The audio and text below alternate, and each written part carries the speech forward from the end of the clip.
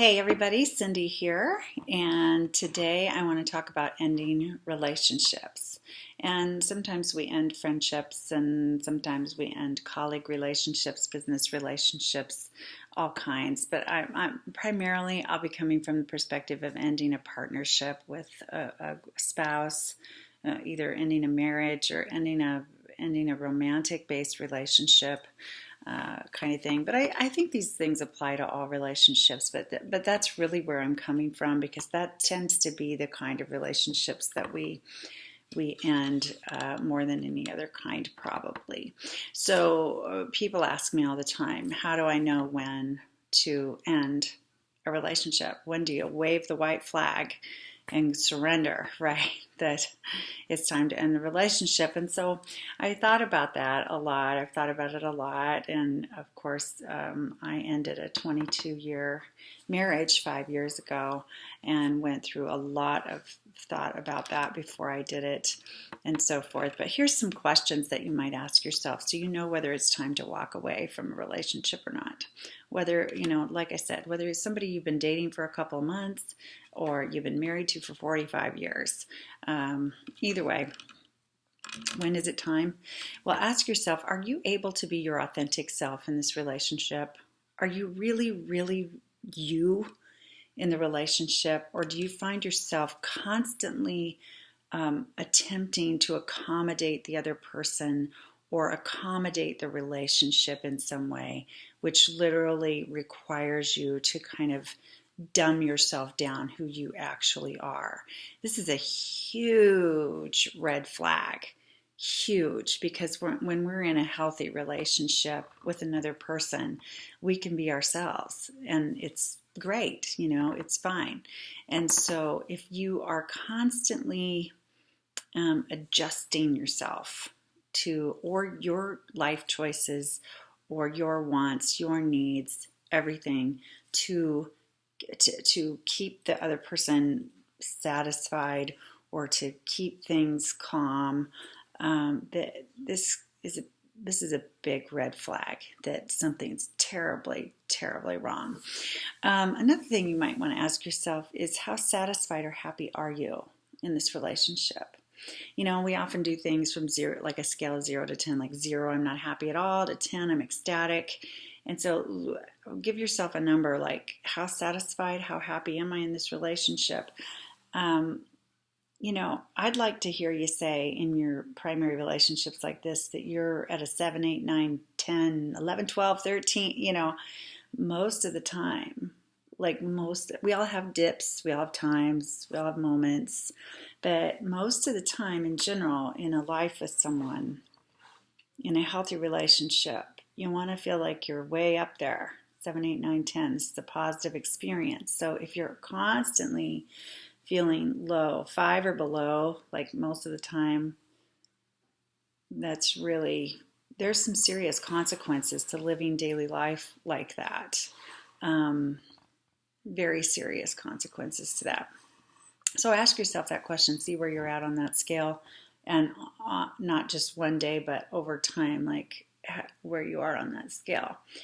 When you imagine your life without this person in it, how do you feel? Try to imagine it for a minute. Like if you end the relationship, imagine. I've even said to people, what if they died, tomorrow? How would you feel? And if they say things like relieved, ooh, that's,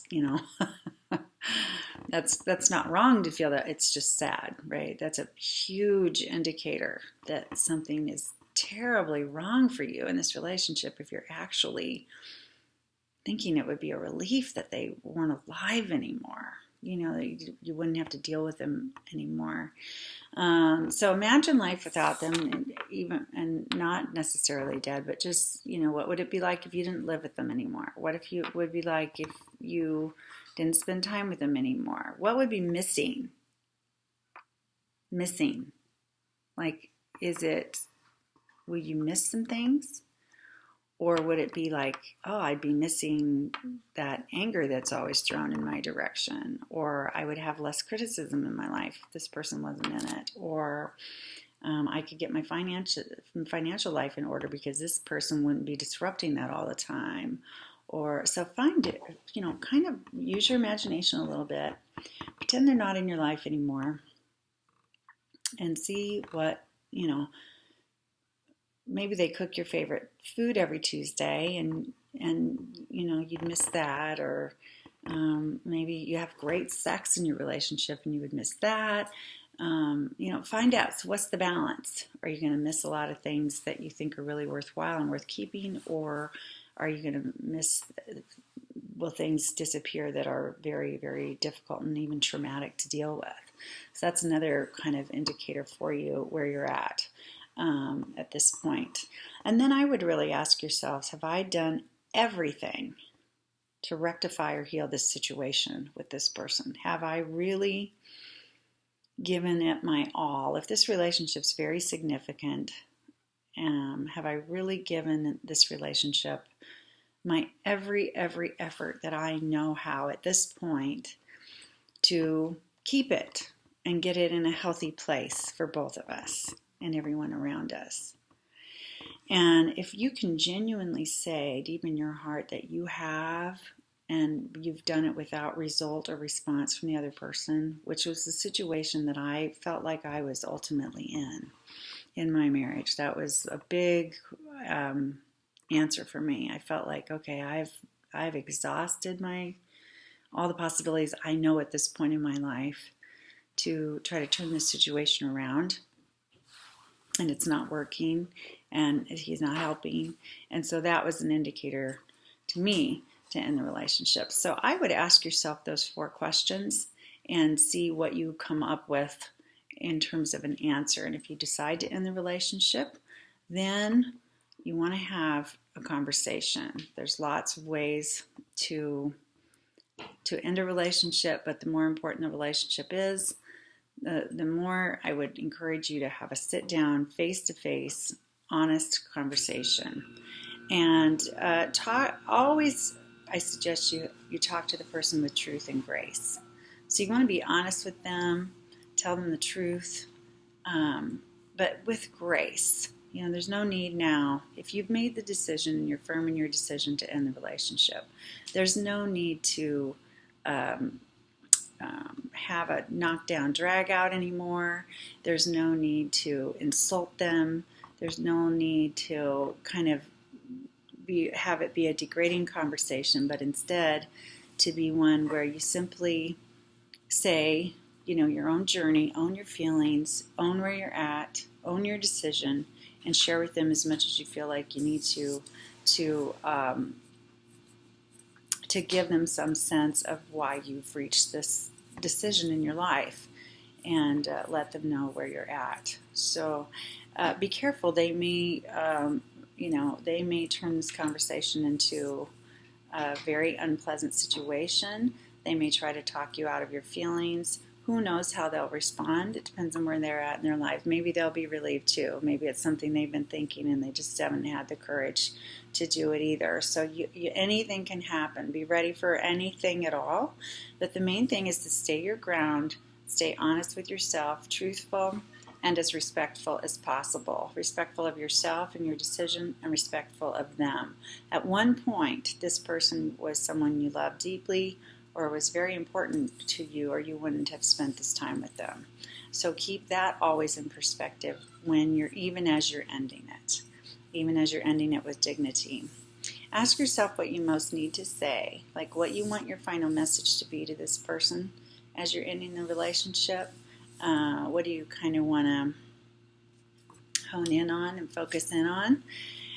You also might want to include some gratitude or some appreciations, memories that were particularly, that you'll always treasure, lessons you've learned, gifts that you received from knowing them and spending this time with them that you do appreciate, things that you loved about them, things like that, to put a positive note on it. If we can get it, we want kind of a balanced a balanced feel to the conversations. It's not just, here's how awful it all was, and this is how rotten I think you are, and so therefore I'm out of here. There's no need for that now. You're freeing yourself. You made the decision. So you can balance it out with, yes, giving them some sense of where you're at in your life and how come you need to do this, but also at the same time giving them respect and thanks and gratitude for the relationship. Every relationship has value for us if we will allow it. So make sure that you've been reflective enough throughout your struggle to catch the lessons and learn how you want to be different as well. That was part of my agenda also when I ended my marriage, was I was no longer liking myself in that role. I liked myself as a wife for a really long time, thought I did a good job, although I made my mistakes too, but eventually I did not at all. I didn't like myself at all, and I was getting depressed, and I just didn't like who I was becoming in that setting, and I knew I had to be who I really wanted to be and grow in ways that I really wanted to grow. I couldn't do it in the context of that marriage, so that was part of why I left too. So any sharing that you want to own in this process is really, really good. And then listen to them if they need to be heard. Give them that as much as you can. They probably will have something to say about this, and that kind of thing. So give them that respect and dignity as well, as much as you're able to. And then once the decision's made, once you've informed them, then it's time to cut the cord. If you literally were in a relationship where you lived together or you were married and there's all kinds of material things to split up, finances to split up, pets, children, who knows what all. It depends on what kind of relationship you're ending here. But the more there is of that kind of thing, the more important it is to get going on that right away and start severing your lives, splitting them up in every logistic way that's necessary, because that is the symbol of we are really ending this. This isn't just a psychological ending. This relationship isn't just over emotionally, but we are logistically ending this relationship as well. I'm going to have my life over here. You're going to have your life over there. And so you prove it to yourselves by going through the process of splitting everything up and creating two separate lives as much as possible from that point on. It's time also then to stop communicating in the same way, not leaning into each other in the same way as you did before. It's time, if you're trying to break away from someone, then it's time to learn new ways to cope with your emotions or new relationships to turn to. Not saying jump into another romantic-based relationship right away. I think that's a mistake. I think that we all need some time to breathe after ending a romantic-based relationship or partnership or marriage. But learning new ways to cope with your emotions differently than you did when you had a partner in your life. And starting some new traditions. You're going to let go of a lot of traditions, depending on how long you were with a person. And so it's very important to start new traditions and new habits with yourself and with others. And so learning new ways to be. For me, holidays changed, all kinds of things changed at the end of my marriage. And so learning how to navigate differently through times that used to be tradition-based is part of coping with ending a relationship. And so one of the best ways is to do things that you love. Do things that you really love and surround yourself with people that you trust and enjoy. And get really comfortable just with you. I really recommend that people take time before they start getting into another relationship, if at all possible. Sometimes things happen and you meet somebody right away, or you already knew somebody or something like that, and sometimes it works out okay. But I think for most of us, it's a good idea to have some space in there where you're just on your own and not distracted by the beginning of another relationship when you're barely trying to find that new relationship with yourself. That's different now because you're not in this relationship you've been in before. So taking a breath and taking some time to heal and to learn from the situation and grow yourself differently, like evolve yourself in new ways that you hadn't been able to in the context of relationship before, but now you can be whoever you want to be. You can create your life however you want to. So make sure you give yourself plenty of time and space to do that and heal and kind of wash away the residue of the relationship so you can start fresh. Start really, really fresh when you do decide to get out there and look for another person to date or partner up with and so forth. I think the bottom line is knowing when to walk away is realizing, like, one of the things that I think is really important to realize is that when you're in a healthy relationship for you, when it's healthy and positive, it's not difficult. It's not a struggle all the time. You know, a lot of people struggle a lot in their relationships, and they think that's how it is. And you may have grown up watching people struggle in their relationships. Maybe your parents struggled. Mine certainly struggled in theirs, and they got a divorce. And I thought that was my most strong example of what marriage is like, is what theirs was like.